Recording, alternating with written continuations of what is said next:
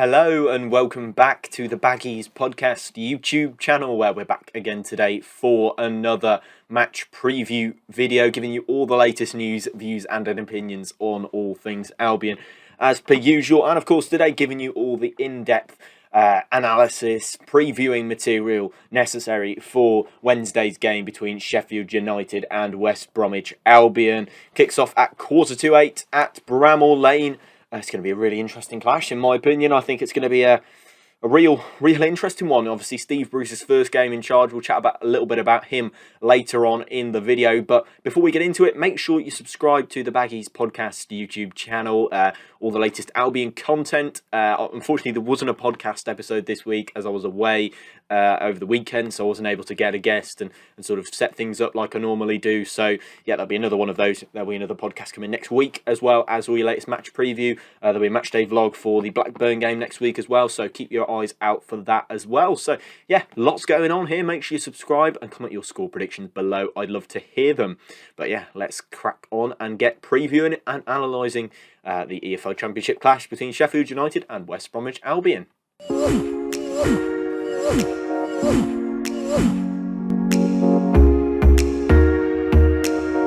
So let's get started, and we'll start by talking about the opposition. The home side for this game, which is Sheffield United, of course, situated at Bramall Lane, which is where we'll be playing our football on Wednesday evening. The 10th in the EFL Championship, of course, came down with West Brom, with Albion last year, which was, yeah, interesting. Obviously, Sheffield United just about saving us from being the worst team in the division in the Premier League last year. But they haven't quite, I mean, we haven't had a great season so far, but Sheffield United certainly haven't either.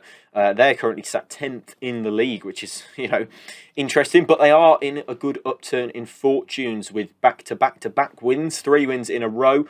And are doing all right in terms of form. They've had a few really decent victories since Paul Heckingbottom took over. But yeah, ultimately still in that playoff race, 3 points away from us, despite the fact only being in 10th. So yeah, not doing badly at all, and certainly would want to sort of anchor themselves towards the promotion, the playoff places. And they'll know that with a victory on Wednesday, they can certainly do that. So yeah, let's dive into a little bit about what we can learn about Sheffield United before heading into this big clash. Obviously, managed by Paul Heckingbottom, as I said, who managed them towards the back end of last season when they had Chris Wilder obviously left the club, and yeah, Paul Heckingbottom came in and I don't think really did too well. But then obviously Slavisa Jokanovic took over at the start of this season, and then Paul Heckingbottom took over when he was sacked. But he has been given the permanent manager's job. He's certainly not an interim. I think I saw something about him being on a 4-year deal. So yeah, certainly is definitely there's yeah, he's certainly the case with that. He's not the interim anymore. Definitely the permanent manager. But it's going to be an interesting game. Let's be fair about this. It's two very big sides, two very big sides in the EFL Championship over the past few seasons, and of course playing in the Premier League recently too. Billy Sharp is still doing the business for Sheffield, grabbing 9 goals and 6 assists so far this season. They're top scorer and top assister so far this campaign. So they're doing very well. They're doing very well, the Blades, and in terms of some grabbing a few goals, but their defence hasn't been particularly solid at all, really. They've just sort of been one of those mess sides, but certainly look to be on the up, if I'm being completely honest. Let's have a look at some of the stats that they sort of boast in terms of their entire side. Third in the table for average possession, 59.7% of possession on average per game. Third in the table for that, as I said, just below, obviously, the Fulham and, of course, Swansea, who like to play that possession-based style against the teams in the lower half of the league. Fifth in the table, big chances, creating 45 big chances.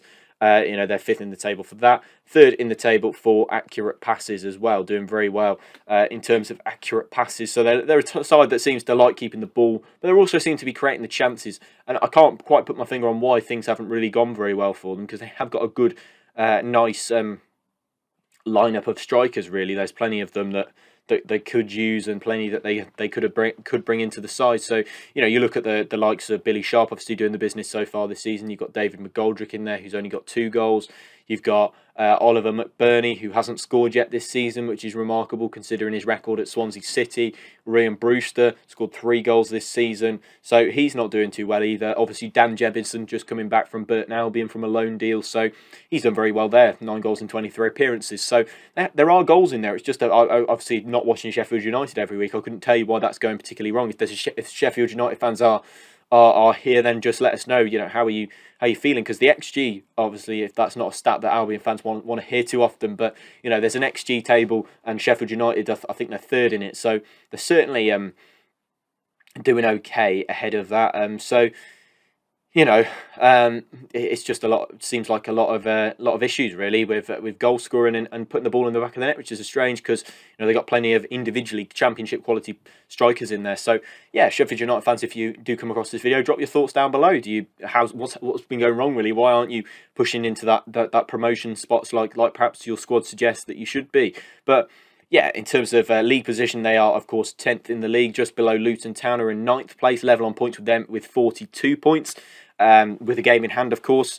And then Preston North End are just below Sheffield United, but have played 3 games more, and they are sat on 41 points. So, Sheffield United, they've got a big task ahead of them to try and hoist their way up through towards the playoff places. But I've got a feeling they can do it. I've got a feeling that they've got the quality in squad to maybe sneak in there. Perhaps they could be the team to push us out of that. But, I'm looking forward to seeing what happens, really. It's, going to be really interesting. And there's lots of good players in Sheffield United's size, and we'll get into a few of those in a minute and ones to watch and whatnot. But I feel like they're a team that are underachieving in terms of their squad. You look at the job that Chris Wilder did getting them up that season that we failed to, and yeah, obviously didn't do so well in the Premier League last season. But the season before that, obviously challenging towards the European places at times. It's a weird thing to see what's happened to Sheffield United. But yeah, let's get into a little bit of a predicted 11, and I'll point out a few names along the way as to who.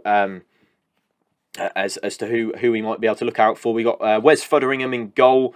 This is a 5 at the back formation, or a 3-5-2. Wes Fotheringham in goal. Obviously, we had Verips in goal against us early in the season during our 4-1 win, and I think he did make a couple of blunders, and I'm not quite sure whether he's still with them anymore, to be honest. But obviously, they've got a very good, a decent goalkeeper really in Wes Fotheringham. But yeah, Michael Verrett, by the looks of things, has disappeared to Fortuna Sittard on loan. But yeah, I do remember him playing in that game, the 4-0 loss, and I think that was one of his last games for Sheffield. But yeah, in terms of games that we can look forward to, players that we can look forward to seeing, and players that we're hoping that we can kind of stop from getting their way. It was obviously Chris Basham, a really long-serving centre-back in a back three. John Egan and Ben Davis, of course. Ben Davis, formerly of Preston, on loan from Liverpool at the moment. You've got Reece Norrington-Davis at left wing-back with Jayden Bogle at right wing-back. Jayden Bogle scored, I think, a really nice goal, if I recall, against Birmingham City, where he sort of glided into the penalty area and slipped a finish through the goalkeeper's legs. They've got a midfield 3 that's very talented. Let's be fair. We've got John Fleck in there, who I think is one of the big players. I think one of the better midfielders in the Championship. I think he was actually playing on the wing last time we played against Sheffield United, which I was quite surprised about.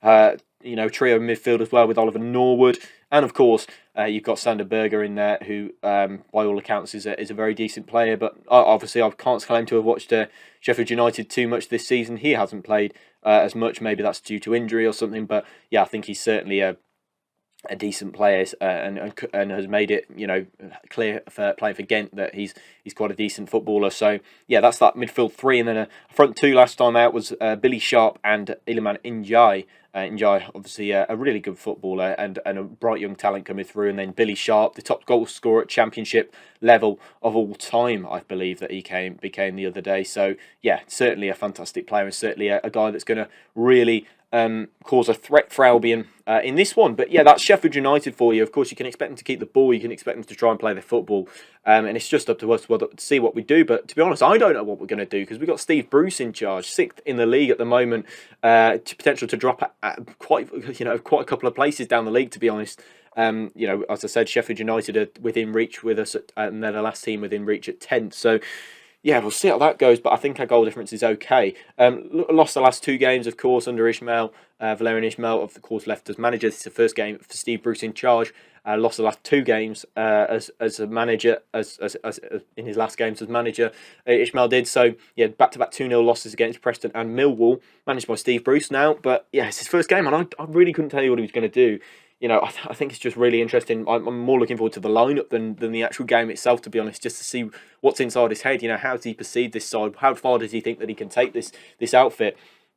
Top scorer at the moment is Carlin Grant with 10 goals, and I just think it's a real mystery as to who Steve Bruce might select for this one. He's obviously got a lot of experience. He'll be able to assess the squad, see what he likes, see what he doesn't like, and I'm just interested to kind of get his take on it, because ultimately the fans can have their opinions and have their sort of interest in who they think is going to get picked. But let's be fair. That it's the manager's thoughts that count at the end, and an experienced manager coming in like Steve Bruce. I'm just really intrigued to see who he fancies and who he doesn't. But this is how I think he's going to line up. This is how I kind of believe he might go. I think he's going to go Johnston in goal, right back Donald Furlong, centre back Perrin. I think obviously it's worth mentioning absences before I get into this. Actually, Carl Bartley reportedly could be missing with illness, and then Matt Phillips is out with an injury as well. Obviously, adding to that list of Daryl DK, Dara O'Shea. Kean Bryan as well, I think, in there as well. So, yeah, obviously, Dara O'Shea could be back as early as next week, which we're looking forward to seeing. Obviously, playing 90 minutes for the under-23s. But, yeah, Kipre and Clark, I put a centre-back in place of Bartley. But I would like to see Semi Ajayi in there. This is just what I think Steve Bruce will go to. I think he'll go for the most, perhaps, match-ready players that have played a lot of Championship football, and ultimately Semi Ajayi hasn't. But I would like to see him get another go in a back four where he's kind of undercover using his pace. But I suppose his reading of the game is not good, not great. But I suppose Big Sam did keep him in the side for large parts of last season. So yeah, we'll see what happens with Shemi. I'd like to see him come back into the side, but as I said, I feel like he'll pick the ones with the most match championship sharpness. I know Shemi's been away with Nigeria, but I've also stuck Connor Townsend at left back, a player that Steve Bruce worked with at Hull City. I've gone for 2 defensive midfielders. I think he's going to pick Livermore, because I think Livermore was his captain at Hull City. You've got Alex Mowat as well. Of course, a good player if he can get the ball on the deck. I feel like Ishmael's instructions, maybe that was Mowat's own intuitive sort of footballing brain telling him to lump the ball over the top of the defence. But I feel like if he's told to keep the ball on the deck and enjoy it and pass it around, I feel like that might be a better recipe to get the best out of him.